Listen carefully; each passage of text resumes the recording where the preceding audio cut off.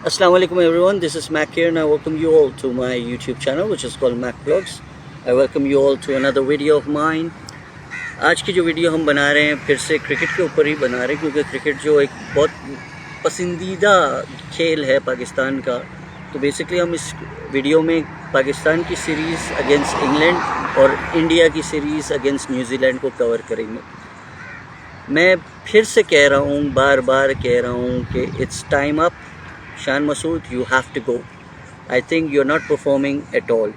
पहले टेस्ट में आपने 100 बनाया ताकि दूसरे टेस्ट में आपकी जगह पक्की हो जाए, लेकिन as a captain I am not satisfied with your performance at all. The time is up, we have given you enough chances. It's time कि शायद मसूद को टीम से निकालें। कामरान गुलाम ने परफॉर्म अच्छा किया है। आने वाले दिनों में मेरे ख्याल से एक और टेस्ट मैच में अगर PCB as usual with continuity के हिसाब से उसको अगर चलाएगी तो आप उसको तीसरे टेस्ट मैच के बाद प्लीज़ टीम से निकाल दें, क्योंकि टाइम आ गया है कि हम फ्यूचर की तरफ देखें, जिसमें आई वुड सजेस्ट कि साउथ शकील को कप्तान बना दिया गया जाए, क्योंकि he is a youngster, he can lead from the front and he has a experience of leading teams in the domestic circuit. Karachi की टीम्स को अंडर 19 की टीम कह लें, पाकिस्तान ए और शाहीन टूर्स पे ही has been captaining, so he has enough experience to become a captain at a very young age which he will get better and better with day by day. तो Shan Masood, time to go.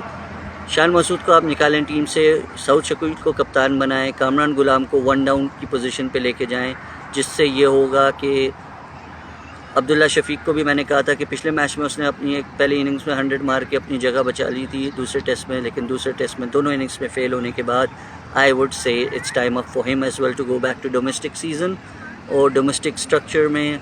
Abdullah Shafique, go and grind yourself. तो I think Mohammad Huraira को हमें तीसरे test में लेकर आना पड़ेगा। साइम अयूब ठीक है, चल रहा है, यंगस्टर है।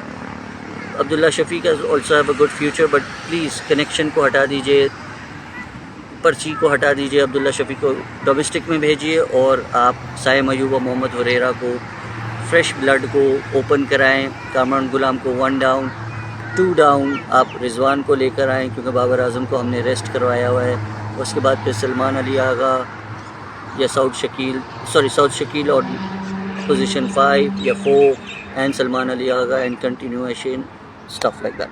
बेसिकली अब मैं आपका तवज्जो लेकर आऊँगा कि पाकिस्तान टीम के जो सीरीज़ में हमने क्या किया है, सेकंड टेस्ट मैच में हमने क्या किया है। हमने फर्स्ट इनिंग्स में 366 ऑल आउट हुए, ठीक है, and I am really highly impressed by Sajid Khan. Sajid Khan, salute to you that you came back after being drop for unknown reasons. लेकिन आपके साथ ज़्यादती हुई मुझे पता है, लेकिन आपको टीम में वापस लाया गया and you did a remarkable job by taking 7 wickets in the first innings and now you have taken another 1 wicket in the second inning। तो ऑलमोस्ट 8 विकेटें हो गई हैं साजिद खान की। और मुझे उस बंदे का बहुत ज़बरदस्त कैरेक्टर लगता है कि इस टाइप के कैरेक्टर पाकिस्तान टीम में होने ज़रूरी हैं। नो डाउट कि वो स्पिनर है, लेकिन उसकी एग्रेशन आप देखें, वो इंटिमिडेट करता है बैट्समैन को कि आओ खेलो मुझे, और plus he plays with the mind games of the batsman. तो I think it's the right time to induct him in the one day matches as well, because Saeed Ajmal के बाद हमें कोई भी अच्छा ऑफ स्पिनर नहीं मिला है। तो साजिद खान को हम वनडे में भी लेकर आएँ। टेस्ट मैच की बात कर लेते हैं, फिर वनडे की तरफ जाएंगे जो बात है। तो 366 हमने फर्स्ट इनिंग्स में बनाए और 221 हम ऑल आउट हो गए सेकेंड इनिंग्स में। और इंग्लैंड को हमने फर्स्ट इनिंग्स में 291 ऑल आउट करके काफ़ी थोड़ी सी लीड ले ली थी, लेकिन अब सेकेंड इनिंग्स में 36 for 2 हैं। वो अच्छी बात है कि हमने दोनों ओपनर्स को आउट कर दिया, लेकिन घबराहट की बात तो यही है कि आज 3rd डे था। 4th डे में कल क्या होगा कि इंग्लैंड हमें फिर मार के सीरीज़ में 2-0 बरकरार रहेगा, या हम फाइट बैक करेंगे अगले 2 दिन में इस सीरीज़ को बचा के 1-1 सीरीज़ को बराबर करते हैं। देखते हैं क्या होता है। हमारे साजिद खान, नुमान अली और मोहम्मद जाहिद, इन 3 के ऊपर पूरे मैच डिपेंड करता है 4th और 5th डे में कि अगर क्रैक्स हैं तो they can spin it out. So let's hope for the best. Now coming back to the series against India versus New Zealand, मुझे बहुत हैरानगी हुई ये जान के कि भाई न्यूजीलैंड जैसी टीम को श्रीलंका ने अपनी पिचेस पे 2-0 मार के सीरीज़ जीती, वो भी सलात जयसूर्या के कोचिंग के पैनल के अंडर में। और इंडिया ने, पता था फर्स्ट डे वॉश्ड आउट हो गया बारिश के बावजूद, उनने टॉस जीत के बैटिंग की है।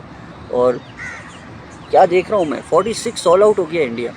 सहवाग हमेशा कहता था इंडिया बाप तो बाप होता है, ठीक है इंडिया बाप है, लेकिन अपनी पिच पे आप 46 पे ऑल आउट हो गए, तो ये बाप वाली बात जो है ना मुझे कभी समझ नहीं आती। सहवाग हो, हरभजन हो, इरफान पठान, ये लोग बहुत जज्बाती प्लेयर्स हैं। अपने टाइम में ठीक है अच्छा खेलते थे, लेकिन जब से ये कमेंटेटर्स बने, मैच एनालिस्ट बने, लेकिन ये बहुत ज़्यादा जज्बाती हो गए। Indian team, no doubt Indian team is one of the best teams, I also support them with their style of cricket, but to be fact जो बात करनी है वो तो करनी है कि वो 46 ऑल आउट हो गए और न्यूजीलैंड इस वक्त लीड कर रहा है 134 रन्स के उनके, और they are 180 for 3।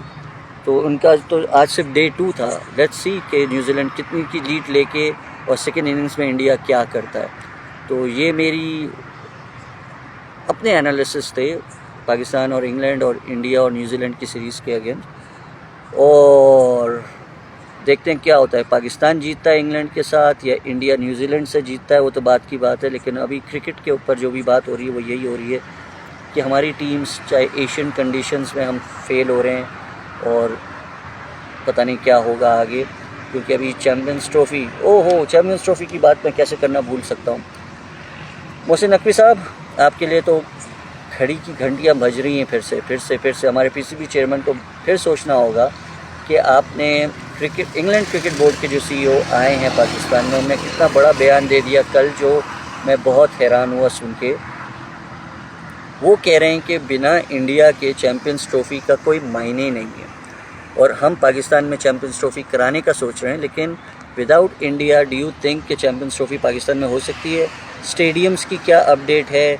Let's hope कि गद्दाफ़ी स्टेडियम, कराची का स्टेडियम और जो पिंडी का स्टेडियम है जिसको तोड़ा गया है, रेनोवेट करने के लिए चैम्पियंस ट्रॉफ़ी के लिए, ताकि सीटिंग को बढ़ाया जाए और बहुत सारी फैसिलिटीज़ को फिर से अकोमोडेट किया जाए। लेकिन अगर पाकिस्तान हाइब्रिड मॉडल पे जाएगा तो क्या हमने ये डिसीजन लेना बनता था कि हमने पहले ही स्टेडियम तोड़े?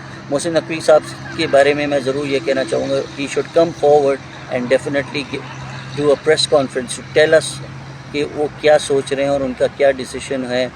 कल के इंग्लैंड के सीईओ की प्रेस कॉन्फ्रेंस, मतलब उनके स्टेटमेंट के बाद कि इंडिया के बगैर चैम्पियंस ट्रॉफ़ी फीका पड़ जाएगा बिकॉज ऑफ मीडिया राइट्स। वो हमें भी पता है कि इंडिया और पाकिस्तान ही आईसीसी इवेंट्स में प्रॉफिट जनरेटिंग टीम्स हैं, बाकी सब टीम तो वहीं खेल रहे हैं, लेकिन इंडिया पाकिस्तान ही आईसीसी को डबल द प्रॉफिट कमा के देती है। तो अब चैम्पियंस ट्रॉफ़ी में पाकिस्तान में क्या इंडिया पाकिस्तान का साथ देगा? क्या पाकिस्तान इंडिया को कन्विंस कर पाएगा उनके क्रिकेट बोर्ड को कि वो पाकिस्तान आए और पाकिस्तान के इस माहौल में क्रिकेट खेलें? तो ये था मेरा अब तक का पूरा analysis of the series and the champions trophy and the statement by the England cricket board. So hope you like this video. अगर अच्छी लगी तो ज़रूर सब्सक्राइब कीजिएगा और मैक व्लॉग्स को कीप सपोर्ट करिएगा, क्योंकि क्रिकेट है तो इसी तरीके से हम और भी वीडियोस बनाते रहेंगे। Thank you so much, take care, अस्सलाम वालेकुम।